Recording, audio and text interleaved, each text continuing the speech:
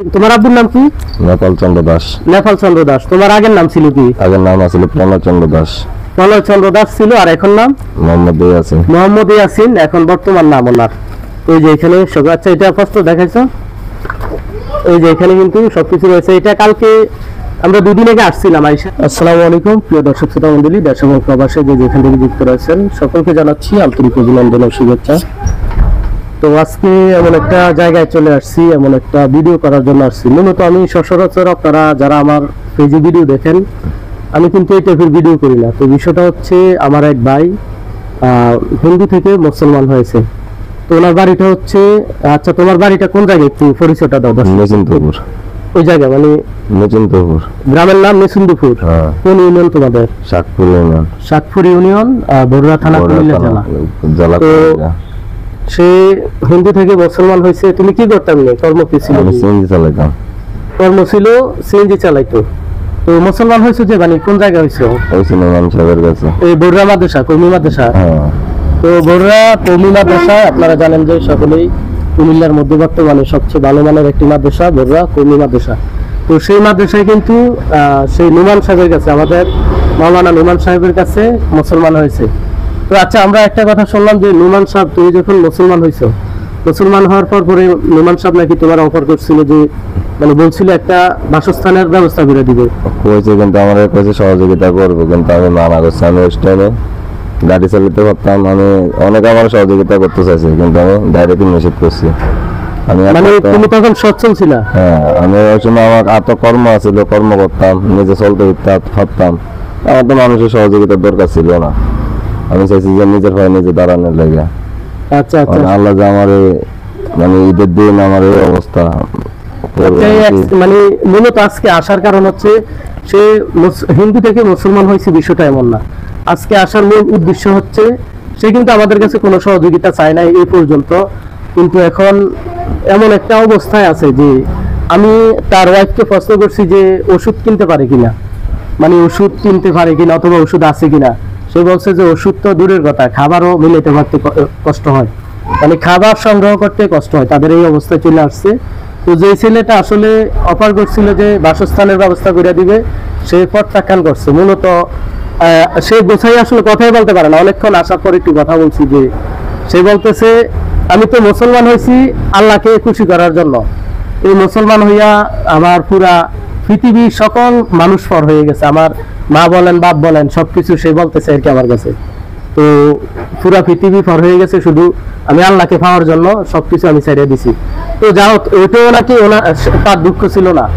তো সিএনজি চালাইতো না, auto CNG চালাইতো। তো রানিং একটা ইনকাম ছিল, টোটালি রানিং ইনকাম ছিল। অটো কি তো সিএনজি কি তোমার নাকি? না, ভাড়া চালাইতো। তো যাই হোক, মোটামুটি একটা ইনকাম ছিল।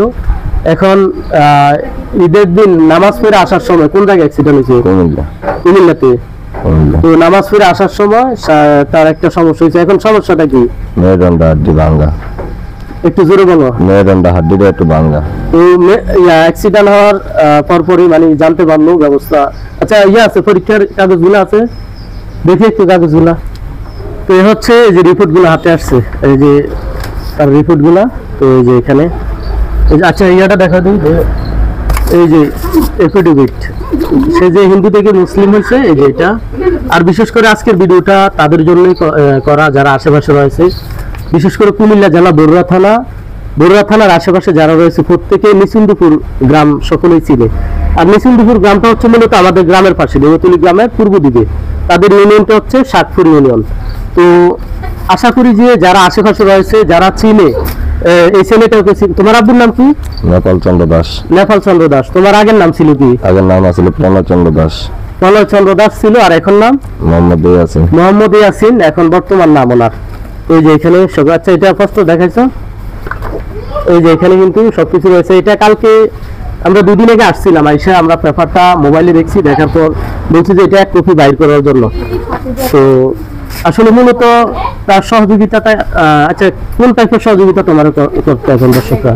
আমার মানে আমার তো বেশি লাগে না, হয়তো যে মানে যতটুকু সামর্থ্য পারে আমার দিয়ে আমার একটু সহযোগিতা করুক, মানে আমি যেন একটু সুস্থ হইতে পারি, সুস্থ হয়ে যেন আমার কর্ম করে আমি নিজে খাইতে পারি। আচ্ছা, ওনার সহযোগিতাটা আসলে এমন চাইতেছে যে সে যেন সুস্থ হইয়া আবার তার কর্মে ফিরতে পারে। তার যে মানে ড্রাইভারি যাই হোক গাড়ি ঘোড়া চালায়, সে যেন আগের কর্মে ফিরতে পারে, তার সহযোগিতা এতটুকু দরকার। তো যতটুকু কথা বলে বুঝতে পারলাম যে বাড়তি কোনো সহযোগিতা যে আরামায়েশ করবে ওই টাইপের সহযোগিতা না, সেই জন্য সুস্থ হইয়া আবারও আগের কর্মে ফিরতে পারে, তার সহযোগিতাটা এতটুকু প্রয়োজন।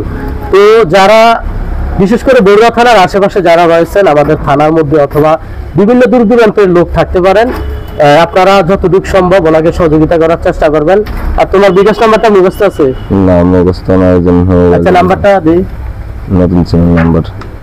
হিন্দু থেকে মুসলিম হওয়া মানে তার সকল কিছু পর হয়ে যাওয়া। যে মা এক বেলা যদি না খাইতো, সন্তান বড় হওয়ার পরও 20 বছর হওয়ার পরও যদি দেখে গেছে দুপুরে খাওয়ার সময় হয়েছে, সন্তান বাসায় নাই, অস্থির হয়ে যায় যে আমার ছেলেটা খাইছে কিনা, কোথায় আছে। কিন্তু মুসলিম হওয়ার পর সেই মা বাপ ভাই বোন বলেন সকল কিছু পর হয়ে গেছে। আচ্ছা, এখন তোমার কারোর সাথে এমনি সম্পর্ক আছে কিনা? না, যোগাযোগ। এই যে মুসলিম হওয়ার পর থেকে ওনার সাথে সকল সম্পর্ক বিচ্ছিন্ন। এক কথায় আল্লাহকে রাজি খুশি করানোর জন্য পুরো পৃথিবী এখন তার কাছে পর।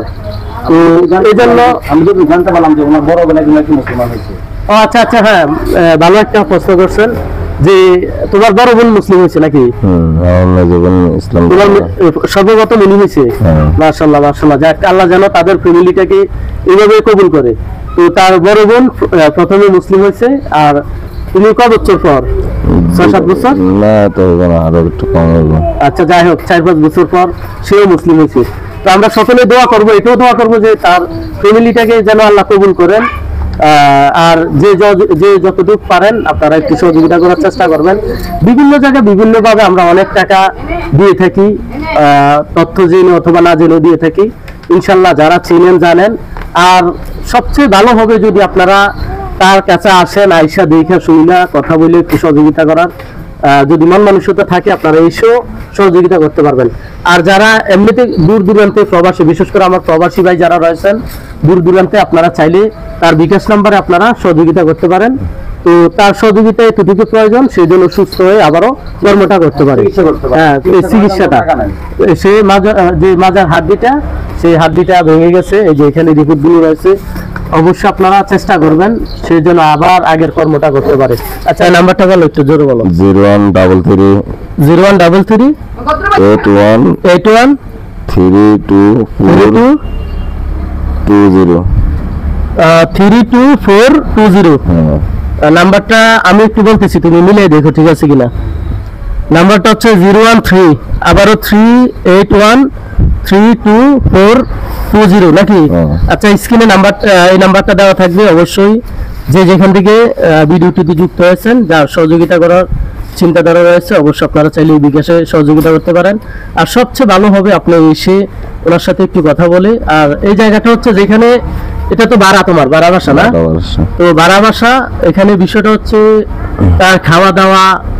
সর্বপ্রথমে তো বললাম যে ওষুধ কি কি আছে, তো ওষুধ তো দূরের কথা, খাবারও নিতে পারে না, এমন অবস্থা আছে আমাকে যেটা বললো আর কি। তো এখানে ভাড়া রয়েছে, ভাড়াটা গ্রামের নামটা হচ্ছে জিনসার, মনিবী বাজারের পূর্ব দিকে। মনিবী বাজারের পূর্ব দিকে এই জায়গাটার নাম কি? জায়গার নাম জিনসার মনিবী। না না, এমনি এই যে বাসাটার নাম কি? উকিল কামালের বাসা। আচ্ছা, উকিল কামালের বাসা। উকিল কামালের বাসার পাশে এটা। একটু ঘুরে দেয়া দিই বাড়িটা, এদেরকে দেখিস না। আচ্ছা আচ্ছা, হয়েছে। তো ধন্যবাদ সকলে, ভালো থাকবেন।